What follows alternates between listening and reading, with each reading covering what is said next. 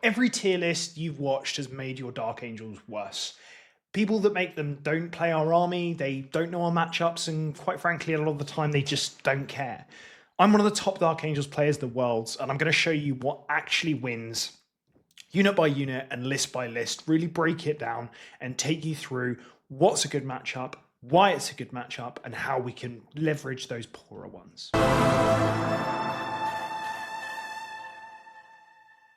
So right now, Dark Angels are kind of being written off across the internet. We are not Ultramarines, we're not Blood Angels, we're not this, we're not that.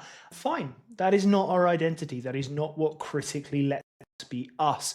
And what we can do is so much more impactful than what people think. The problem is you need to know how you go into a matchup, because there's so many different ways that you can just make small errors that lose you the game. That's particularly prevalent when we go into our worst matchups.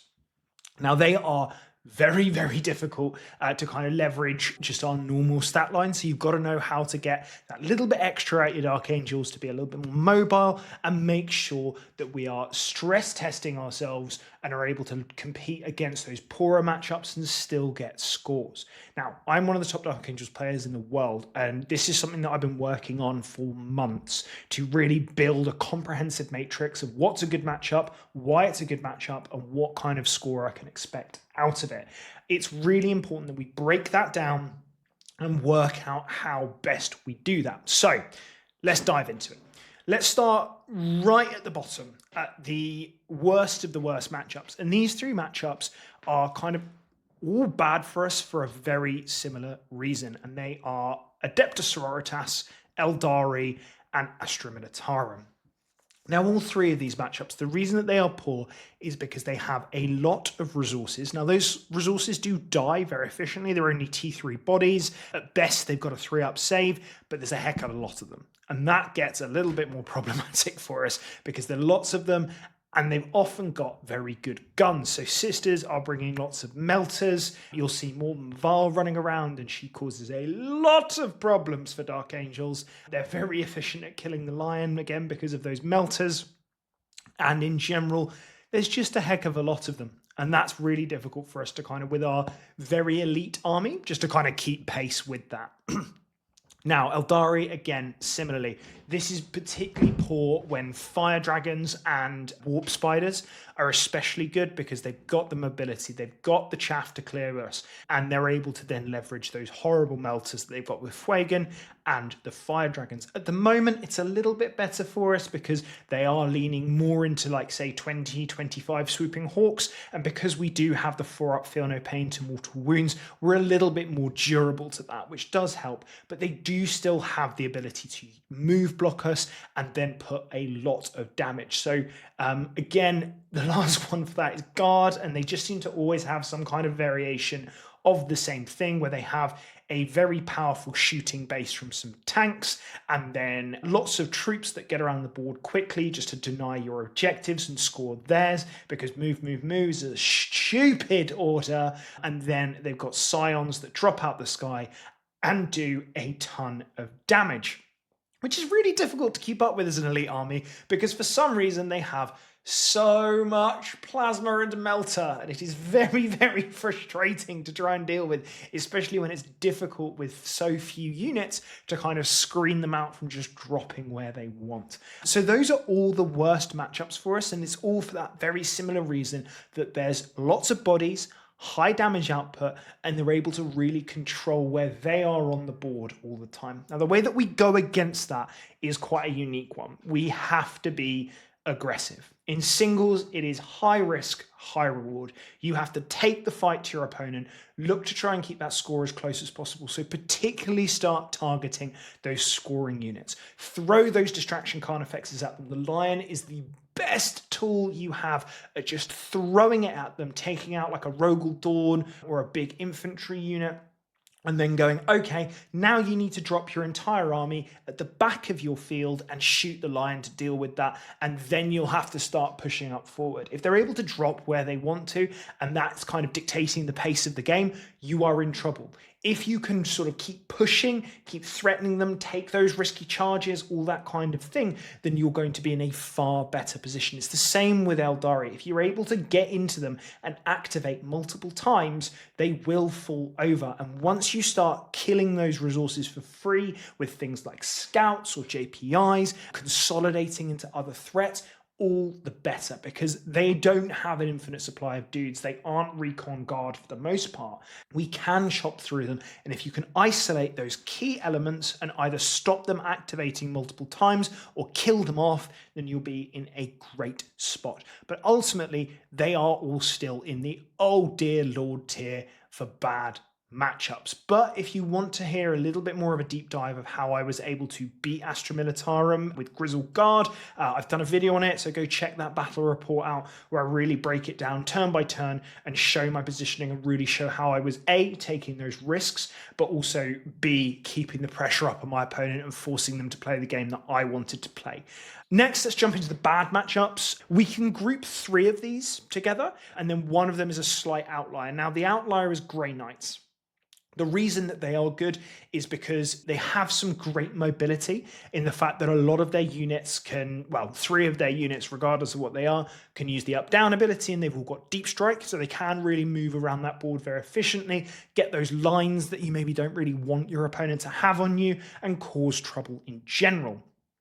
Now, you've got other options, though, on how you can really punish them, because they are ultimately only marine bodies. They do have a 2-up save, but you can kill them quite efficiently. And that's why they're bad rather than oh lord tier.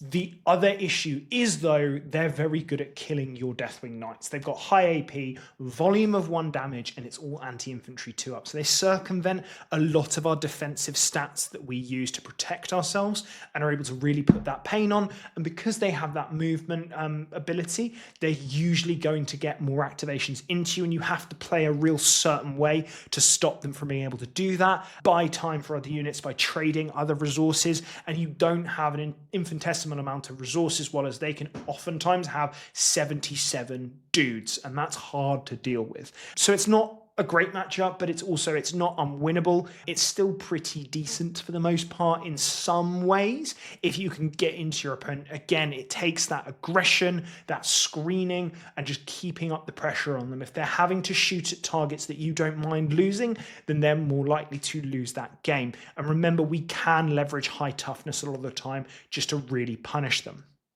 Now, we've also got, in the same kind of tiering, and for the same reasons, Tyranids, Adeptus Mechanicus, and Tau. And that's because primarily they are a jailing gunline. Now, we've got things like Gene Stealers, Pathfinders, and Infiltrators, and Rust Stalkers coming out of the 3 different factions that are able to get you locked in your deployment zone very early. And then because they have some very efficient gun platforms into Space Marines, be they Exocrines, Last Chickens, or Riptides, they are really able to punish us while we're trying to break through that jail. And we don't often have the resources to push out through. Now, again, this does come down to a lot of what map you're playing on. There's a lot of WTC maps where you can be like, cool, I'm just not going to give you any of these lines until I'm in a position where I want to launch my strike. But equally, if they're able to get that jailing off, then you can be in a lot of trouble very quickly.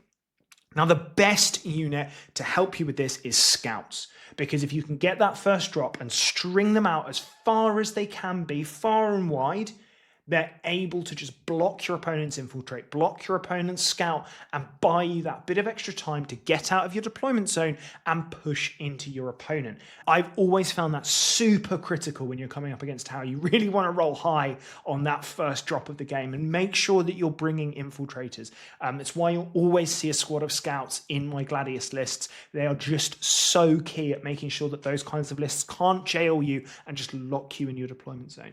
But ultimately, those matchups are still poor because they have the damage output to deal with us. But equally, we do have the ways that if we can stage efficiently, we can start putting the pain on them. Let's go into the mech tier. This is where things get a little bit more diverse. Dark Angels are in there. I'm using that kind of as a Wrath of the Rock. It's meh because they're better at surviving than us, and Leonin Aggression is a phenomenal stratagem. But equally, they don't have anything in terms of a reactive move, and they don't have anything unless it's Raven Wing that allows them to fall back and do stuff. And the fact that they can't really do that Alpha Strike, while as we can, because we can give army-wide advance and charge, they can't do that.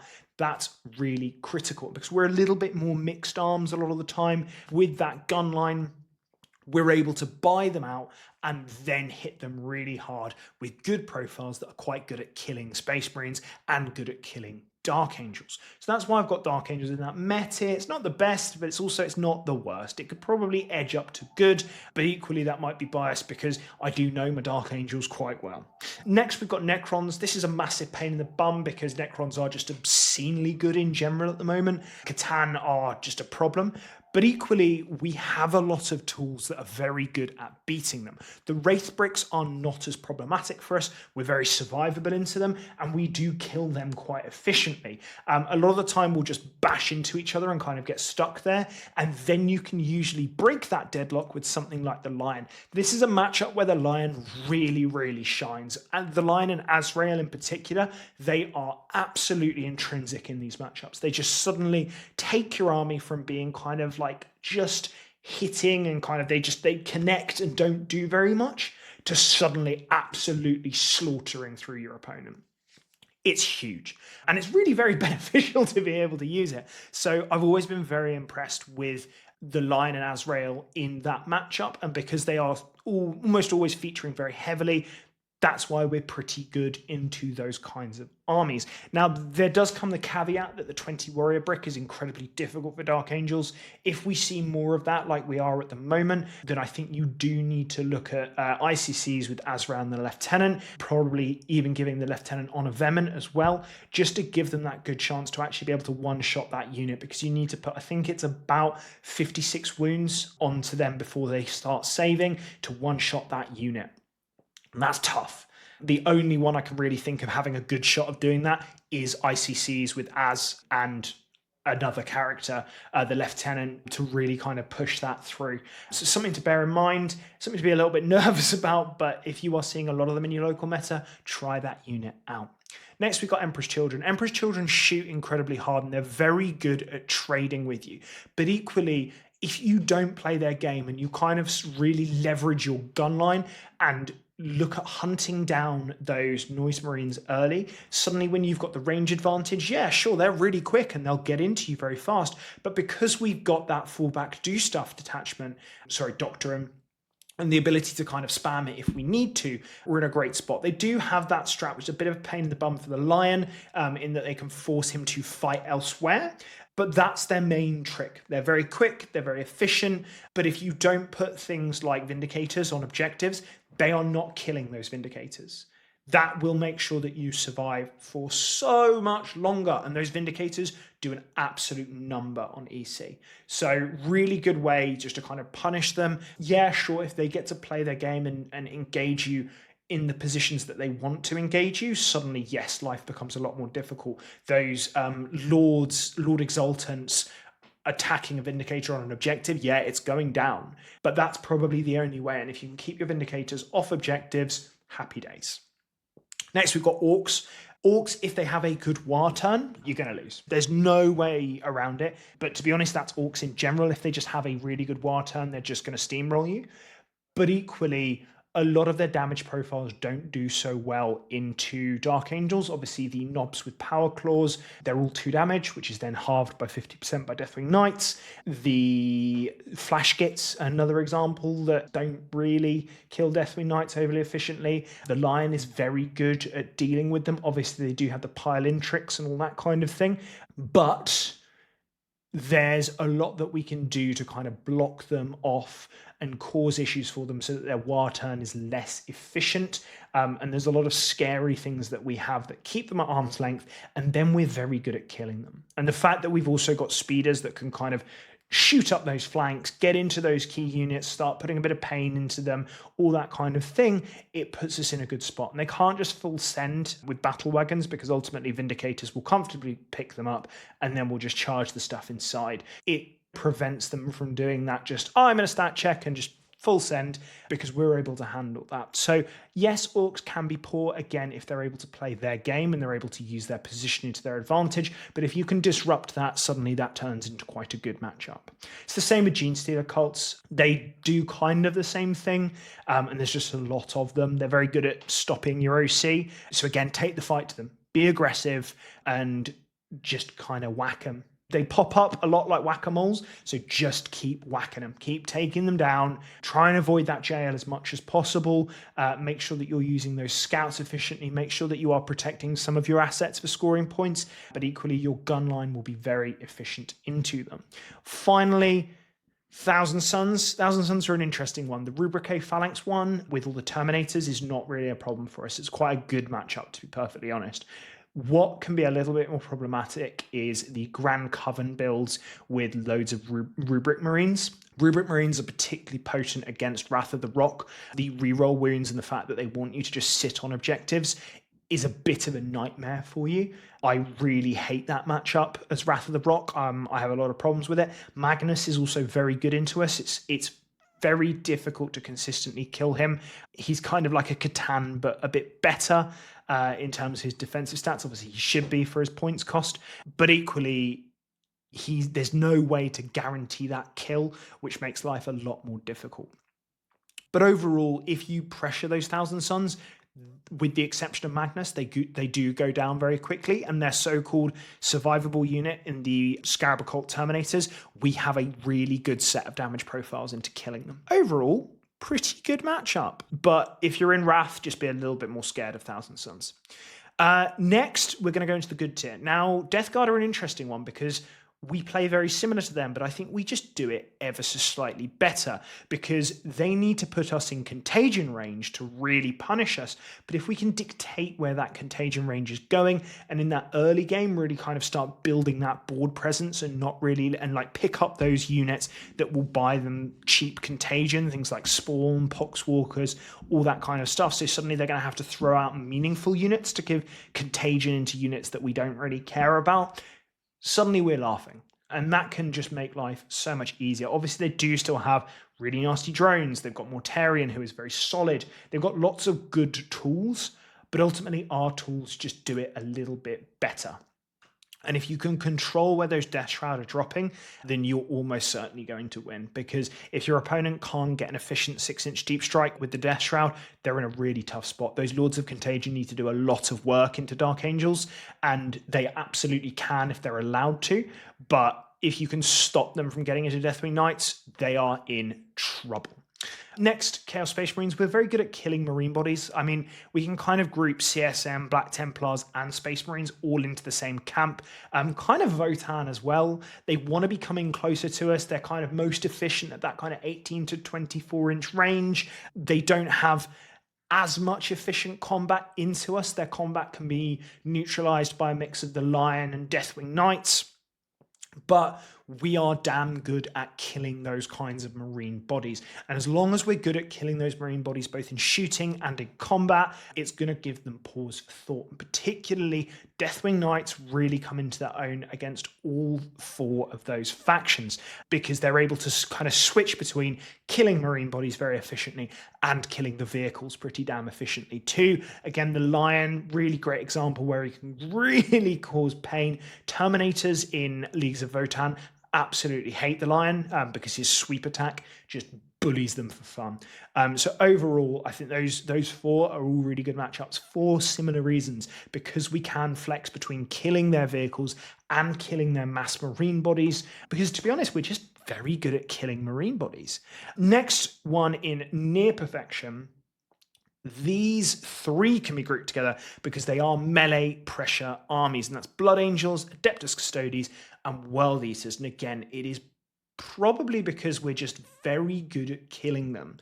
but equally we scare them a lot. It makes them, they can't really just go for that full send, because between Deathwing Knights being durable and survivable, Vindicators being able to shoot them in combat still, and the Lion being an absolute fights first beast, it's really difficult for them to kind of leverage any kind of advantage, and we can really neuter them with a mix of Deathwing Knights, the Lion, the Speeders, and the Vindicators. All of those profiles just go so well into Blood Angels, Custodes, and World Eaters. So those units just elevate us even higher, alongside buying us that little bit of extra time, because suddenly those better damage output units from Custodes, Blood Angels, and World Eaters, they're not doing so much damage output anymore, and it's pretty damn hard for Exalted 8-bound to get to our Vindicators and cause them trouble, because there's usually Deathwing Knights in the way. So you've got to be careful with your positioning,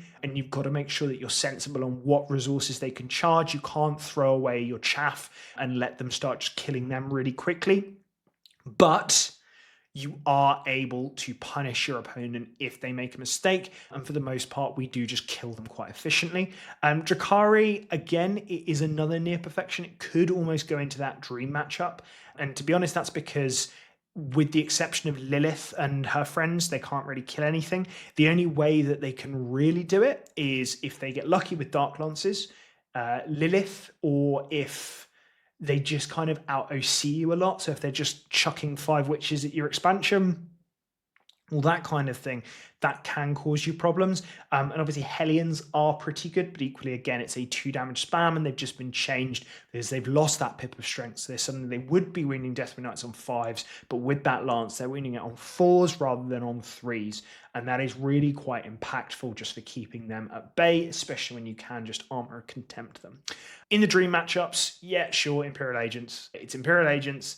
We're very good at killing their damage dealers, which is the Death Watch kill teams, and then it's just dudes, and those dudes do not stand up well against us. Space Wolves, we've gone over why we're so good into Marines, and to be honest, I think it's because Space Wolves are the worst Marine right now. We're very, very good at killing Marines. They don't really have a response. The good stuff that they have against us is like Thunderwolf Cavalry, and it's just not doing enough. It's not hurting the Lion. It's not putting through pain on Deathwing Knights, all that kind of thing. So Space Wolves just don't really cut the mustard against Dark Angels. That might change, but at the moment they just don't have the tools. And then finally it's Knights, because the Lion is obnoxiously good into Knights. Like, genuinely, if you can run riot with the Lion against Knights, it is a thing of beauty, because he can pick up a Knight a turn quite happily and cause real problems. The only data sheet in their army that actually causes any pause for thought is the Lancer, and that's because it's got a 4-up invulnerable save and things can get a little bit swingy. So that's a priority, that you need to kill that. Make sure that that goes down quickly, because then once that's gone, the Lion just has free reign to start bullying them, and that's both Chaos and Imperial Knights. There's very little that can stop you. Beasts of Nurgle can be a bit of a pain in the bum for your skirmish. They are quite frustrating, but equally, those big Knights really struggle, and we pick up Armigers and War Dogs for fun. I've had the Lion kill multiple over the course of one activation before. You know, there's a lot of scope for really bullying those kinds of armies. And it's always good to check with your opponent. Do you have any invulnerable saves in combat? No, they don't have any invulnerable saves in combat. And then the Lion just smiles. The Lion does not concern himself with lack of invulnerable save in combat. It's beautiful. They're the exact kind of targets that you want to go for, and you can really, really punish them. Don't get me wrong, they've got good damage output, and you've got to not be an absolute potato with your positioning, because if you just go, I'm going to deploy on the line and run at you, they'll shoot you real damn hard. But for the most part, they just, if you play with any kind of brain, it's very difficult for them to kind of get any points out of you in general. That is a tier list of Dark Angels matchups and how we can leverage usually the Gladius list to beat them, because in all honesty, Gladius Dark Angels is the best way to play them right now. Is it the most fun? Up for debate. But is it the best? Yeah, absolutely. We've just got to be ready for those different ways to fight. And now, particularly the early stages of this video, I think is the most impactful, because those are the matchups where you're really going to have to be thinking. That kind of D and E tier are the most problematic for us for very good reasons, and you need to be ready to be able to deal with them. Make sure that you are trying to edge every bit of experience out of your opponent and know which problematic units that you need to go up first, and particularly hunting down those scoring units with your scoring units to then force out their more meaningful units allows you to dictate the pace of the game. Remember, in those matchups, be aggressive. Now, if you've enjoyed this video, make sure that you're liking, subscribing, commenting, everything like that. It all really helps the channel. So get involved, jump on the Discord, come chat to me there, all that kind of stuff. Come say hi at tournaments, everything like that. And let me know what you think is a really good matchup or a really bad matchup that maybe I've missed. And let's talk about it in the comments. And we will be having some coaching coming out soon, so keep an eye out for that. But most importantly, stay loyal, brothers, and we'll see you in the next one. Thanks for watching.